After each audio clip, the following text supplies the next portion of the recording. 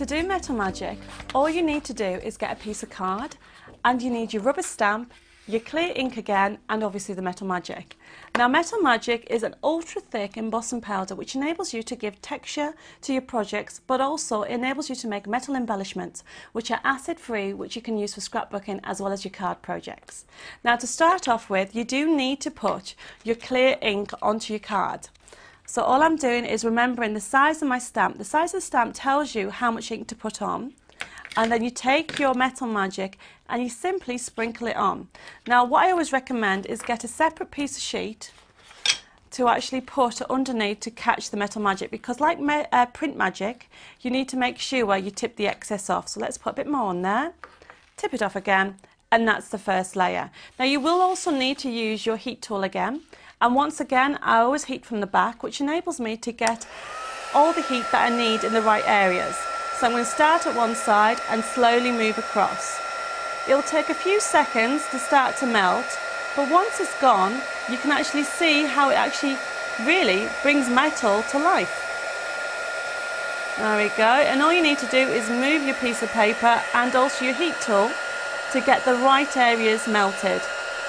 Now with metal magic, there is two different ways of using it.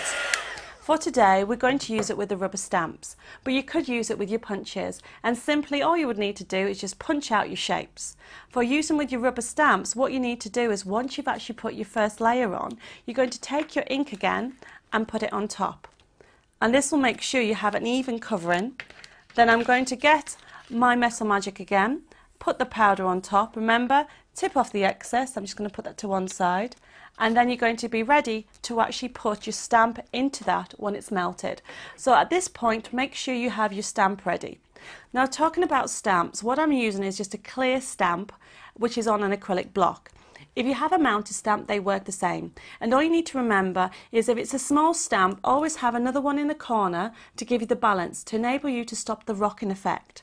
So I'm going to literally get my heat tool now and heat from the back. Now once again, it will take a few seconds longer, but once it gets started, the second layer will actually melt pretty quickly. Now metal magic is so much fun to use. You can put glitter in it, you can put fibres in it, or even beads. So have a go and have a play at the different techniques. But as you can see, on this occasion, it melts very smoothly. And then once it's done, all you need to do is get your stamp and press into the image, or I should say, press the image into the area. Lift up.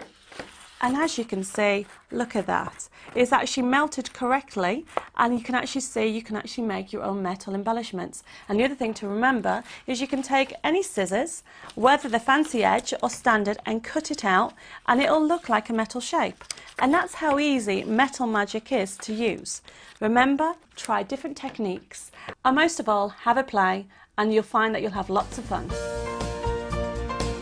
Here are some more examples of what you can create with metal magic, from toppers to punched out embellishments.